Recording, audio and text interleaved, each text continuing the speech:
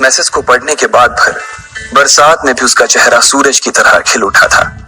Lucky ने इस message को पढ़कर खत्म किया ही था कि उसके फोन पर बारिश की बूंदें जमा होने लगी थी।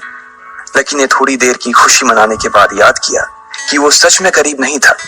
असल में उसके परिवार ने उसे एक परीक्षा में डाल रखा था जिसका नाम था गरीबी अभ्यास परीक्षा।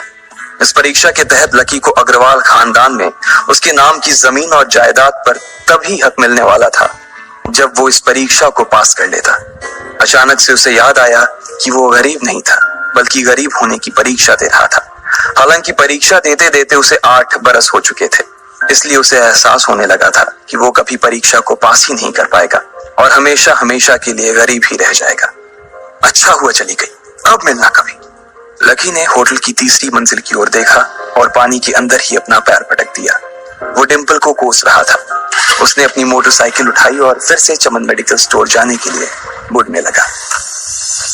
अगले दिन जब लकी की आंख खुली तो वो सीधा उठा और तैयार होकर शहर के सबसे बड़े बैंक न्यू सिटी बैंक पहुंच गया। न्यू सिटी बैंक न सिर्फ शहर का सबसे बड़ा बैंक था बल्कि वो सबसे अमीर बैंक भी था। वहां पर शहर के सबसे अमीर लोगों के ही पैसे जमा किए जाते थे। लकी वहां पैसे को निकलवाने के लिए जा रहा था। New city bank south Delhi में बसा हुआ था और उसके दरवाजे के बाहर महंगी से महंगी गाड़ी खड़ी थी। भाई अब इसमें से कौन सी नई गाड़ी लेगा, लकी ने मन ही मन सोचा। उसे यकीन नहीं हो रहा था कि कल तक तो वो एक मोटरसाइकिल तक नहीं खरीद पा रहा था और आज वो एक कार, और वो भी इतनी महंगी कार खरीदने की सोच रहा था।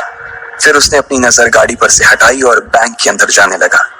उसने देखा कि बाहर बहुत भीड़ थी और महंगे से महंगे कपड़े पहने लोग बैंक के अंदर जा रहे थे। कहाँ दवाओं की बदबू और कहाँ ये खुशबू। उसने एक बहुत ही गहरी सांस के अंदर ज्यादा से ज्यादा खुशबू को समेटने की कोशिश करते हुए अपने मन में सोचा, लेकिन अगले ही पल उसके मन में संकोच पैदा हो गया था। रातों रात लकी की किस्मत तो बदल गई थी लेकिन उसके कपड़े नहीं बदल पाए थे। इतने बड़े बैंक में वो वही कपड़े पहनकर आ गया था जो वो अक्सर अपने काम पर पहनकर जाता था। पैसे लेते ही ना सबसे पहले नए कपड़े खरीदने हैं, लकी ने अपने आप से कहा और फिर बैंक के अंदर दाखिल होने लगा। जैसे ही उसने दरवाजे को धक्का दिया उसे आवाज आई, आउच! लकी थोड़ा सा हड़बड़ी में दिखाई दे रहा था और इस जल्दबाजी के चक्कर में वो एक लंबे बाल वाली लड़की से जा टकराया था जो कि उसके बगल में ही चल रही थी। माफ करना, मैं आपको देख नहीं पाया, सॉरी। लकी ने तुरंत उससे हाथ जोड़कर माफी मांगते हुए कहा। उस लड़की ने इतने अच्छे कपड़े पहन रखे थे कि उसे देखकर ही लग रहा था कि वो किसी अमीर घराने की लड़की थी, इसलिए सॉरी बोलते वक्त ना चाहते हुए भी लकी के हाथ उसके सामने जुड़ गए थे। लेकिन जब उस लड़की ने लकी के कपड़े और उसके हुलिये को देखा तो उसने अपनी नाक भौं सिकोड़ ली। वो लगभग हर रोज इस बैंक में आया और जाया करती थी, लेकिन उसने आज तक इस बैंक के अंदर लकी जैसे फटीचर आदमी को घुसते हुए नहीं देखा था। उसके बालों में से आंवले के तेल की गंध आ रही थी।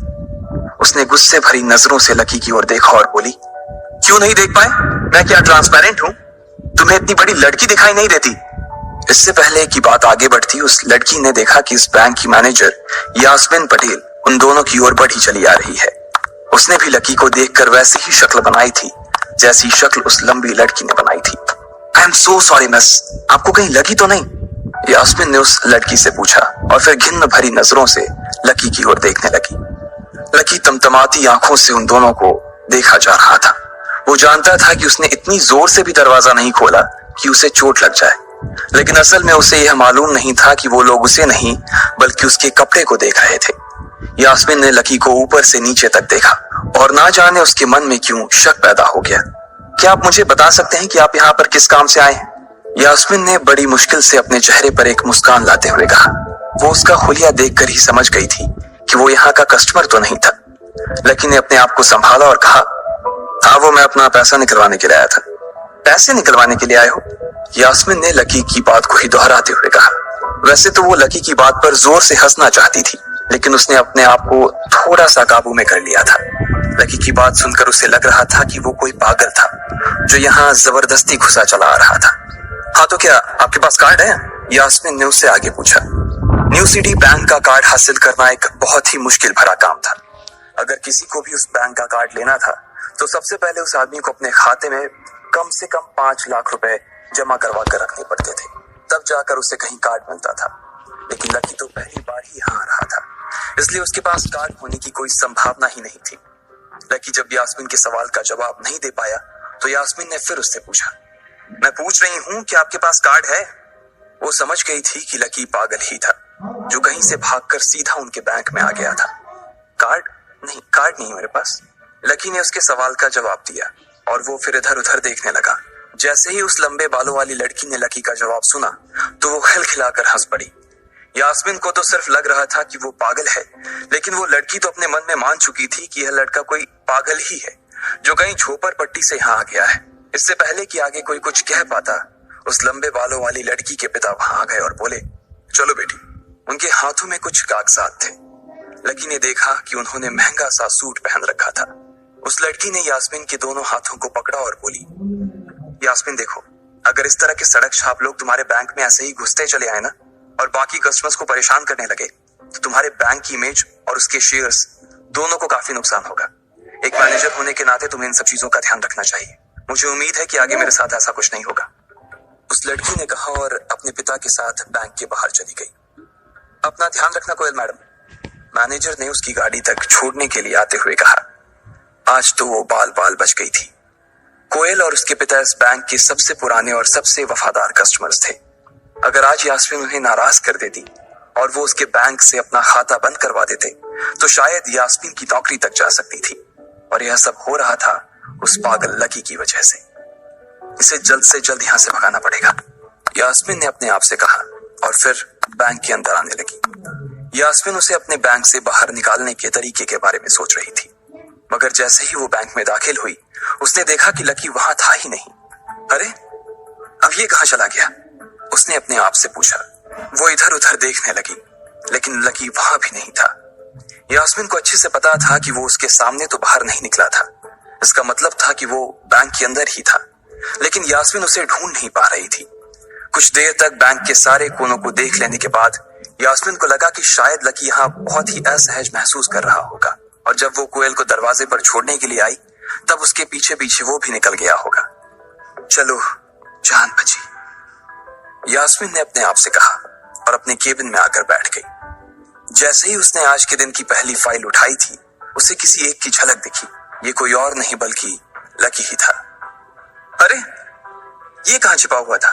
यास्मीन ने अपने आप से ही कहा और तुरंत फाइल को टेबल पर रखकर वो ऑफिस के बाहर आ गई। उसने देखा कि लकी बैंक के वीआईपी लॉन्ज के बाहर खड़ा था और उसके खंबे की आड़ की वजह से वो यास्मीन की नजर से बाहर हो गया था।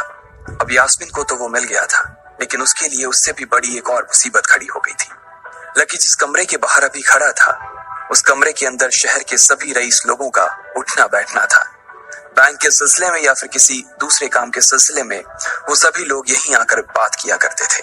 उस कमरे के अंदर जो लोग बैठे थे उन सबके करोड़ों रुपए इस बैंक के खाते में जमा थे। अब अगर ऐसे में लकी वहां घुस जाता तो सब लोग मिलकर यास्मीन की गर्दन पर चढ़ जाते। रुको, जहां हो वहीं खड़े रहो, यास्मीन जोर से और साथ ही गुस्से से चिल्लाई। बाकी के लोग जो वहां खड़े थे वो यास्मीन की ये चीख सुनकर डर गए थे। कुछ लोगों को उसकी इतनी जोर से आवाज करने की वजह से गुस्सा भी आ गया था और यास्मीन सबसे मुस्कुराते हुए माफी मांगकर आगे बढ़ती जा रही थी। वो लकी को किसी भी तरह से उस कमरे में जाने से रोकना चाहती थी, लेकिन उससे पहले ही वो उस कमरे के अंदर दाखिल हो चुका था। अरे यार, ये आदमी है या गधा? यास्मीन ने अपना ही सिर पीटते हुए कहा और वो भी उस कमरे के दरवाजे की ओर बढ़ने लगी। उसने उस कमरे का दरवाजा खोलने की कोशिश की, लेकिन वो अंदर से लॉक हो गया था। बाप रे, ये कैसा आदमी है? बिना परमिशन के अंदर घुसा तो घुसा, लेकिन दरवाजा भी अंदर से बंद कर लिया। अब यास्मीन की सांसें फूलती जा रही थी। उसे बहुत डर लग रहा था। उसका जी यह सोचकर घबराए जा रहा था कि ना जाने अंदर लकी और उस रिलेशन मैनेजर के बीच क्या हो रहा होगा। इधर जैसे ही लकी कमरे में दाखिल हुआ, वहां का कस्टमर रिलेशन मैनेजर जो कि सोफे पर फैला हुआ था, वो उसे देखते ही अचानक सीधा बैठ गया। हेलो सर, कैसे हैं आप? उसके मुंह से बिना लकी को देखते हुए ये शब्द निकले। उसे याद था कि इस कमरे में कुछ खास लोग ही आते थे और जो भी आते थे यास्मीन उनके आने की खबर उसे पहले ही दे देती थी। लेकिन इस वक्त जो आदमी उसके सामने खड़ा था उसे देखते ही वो अपनी जगह पर जम गया था। ना तो वो कहीं से भी वीआईपी लग रहा था और ना ही वो उसका कोई रिश्तेदार था। कौन हो भाई तुम? क्या चाहिए तुम्हें? उस मैनेजर ने 20 साल के जवान लड़के को देखते हुए कहा। मैं यहाँ अपना पैसा लेने आया हूँ। लकी ने सीधे मुद्दे की बात को मैनेजर के सामने रखते हुए कहा। तुम्हारे पास हमारा सुप्रीम कार्ड है? मैनेजर ने उससे ऊपर से नीचे तक देखा और पूछा। नहीं नहीं, मेरे पास कोई कार्ड नहीं है, लकी ने कहा। तो फिर हम तुम्हें कोई पैसा नहीं दे सकते। चलो अभी दरवाजा खोलो और सीधा बाहर निकलो, मैनेजर ने कहा और सोफे पर से उठ गया। नहीं, मैं अपना पैसा लिए बिना नहीं जाऊंगा यहाँ से, लकी भी जिद पर अड़ गया। अरे बोला ना, बिना कार्ड वाले को पैसा नहीं मिलता है, और वो भी पैसा होगा तब तो मिलेगा ना, मैनेजर ने उसके करीब आते हुए कहा। अरे पैसा है तभी तो निकालने आया हूं सर, लकी ने कहा। देख, फालतू की बहस मत कर सुबह सुबह, वरना मैं सिक्योरिटी को बुला लूंगा तो वो लोग मार मार कर बाहर निकालेंगे तुझे। लकी यह सुनकर घबरा गया था। मैनेजर के चेहरे का गुस्सा उसे साफ नजर आ रहा था, लेकिन ऐसा भी नहीं था कि वो झूठ बोल रहा था। भले ही उसके पास कार्ड नहीं था, लेकिन इसका मतलब ये नहीं था कि वो अग्रवाल खानदान का लड़का नहीं था। जैसे जैसे मैनेजर उसकी ओर बढ़ता चला जा रहा था, लकी का डर भी बढ़ता जा रहा था।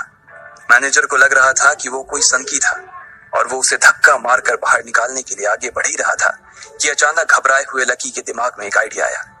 फिंगरप्रिंट! उसने अपना अंगूठा कमरे में मौजूद उस मैनेजर के सामने उठाते हुए कहा। फिंगरप्रिंट? कौन सा फिंगरप्रिंट? मैनेजर ने चौंकते हुए पूछा। अरे अरे, आपने कहा ना कि आपको कार्ड चाहिए, पर मेरे पास कार्ड नहीं है, फिंगरप्रिंट है, और मुझे मालूम है कि आपके यहाँ फिंगरप्रिंट से भी पैसे निकलते हैं। ये कहते ही लकी ने एक राहत की सांस ली थी, लेकिन मैनेजर को यह समझ नहीं आ रहा था कि आखिर लकी को फिंगरप्रिंट की जानकारी मिली कैसे। तुम फिंगरप्रिंट यूज करना चाहते हो? मैनेजर ने लकी को घूरते हुए पूछा। लकी की शक्ल और उसका हुलिया मैनेजर के लिए उसकी बातों से मेल नहीं खा रहा था। हाँ, मैं फिंगरप्रिंट यूज करना चाहता हूँ सर, लकी ने सीना चौड़ा करते हुए कहा। उसे इस तरह देख तो मैनेजर और भी कंफ्यूज हो गया था। मैनेजर ने सोचा कि उसे एक चांस देना चाहिए, इसलिए उसने लकी को फिंगरप्रिंट इस्तेमाल करने की इजाजत दे दी थी। वो अपनी टेबल के पास गया और उसके दराज में फिंगरप्रिंट वाली मशीन ढूंढने लगा। 2-3 ड्रॉर में झांकने के बाद आखिरकार उसे वो मशीन मिल गई थी। चुपचाप यहाँ पर अपना अंगूठा लगाओ, मैनेजर ने मशीन को आगे बढ़ाते हुए लकी से कहा। लकी ने अपनी फटी हुई पैंट के पिछले हिस्से में अपना अंगूठा पोंछा और फिर उस मशीन पर लगा दिया। 2 सेकंड बाद मशीन में से एक आवाज आने लगी। उसके अंदर एक लाल बत्ती चल रही थी और वो जोर जोर से बीप कर रही थी। देखा, तुम्हारा फिंगरप्रिंट मैच नहीं कर रहा है, मैंने पहले ही बोला था कि कोई खाता नहीं है इस बैंक में तुम्हारा। मैनेजर ने लकी को ऐसे देखा जैसे वो कोई बड़ा अपराधी था। मैनेजर उसकी पैंट की ओर देखने लगा। उसे लग रहा था कि लकी ने अपनी जेब में कोई हथियार छुपा रखा था और वो मैनेजर को बेवकूफ बना रहा था। इससे पहले कि लकी अपनी जेब से कोई बंदूक या बम निकालता, मैनेजर ने अपना फोन निकाला और पुलिस का नंबर लगाने लगा। लकी ने उसकी स्क्रीन पर देख लिया था कि वो 100 नंबर पर फोन लगा रहा था। लकी बुरी तरह से घबरा गया था। वो बहुत ही उत्साह और जोश में अंदर तक तो चला गया था, लेकिन उसे मालूम नहीं था कि वो इतनी बड़ी मुसीबत में फंसने वाला है। अब आगे क्या होने वाला था? क्या लकी उसे पुलिस को बुलाने से रोक पाता? कहीं उसे कोई फेक मैसेज तो नहीं आया था? लकी कैसे इन मुसीबत से बाहर निकलेगा?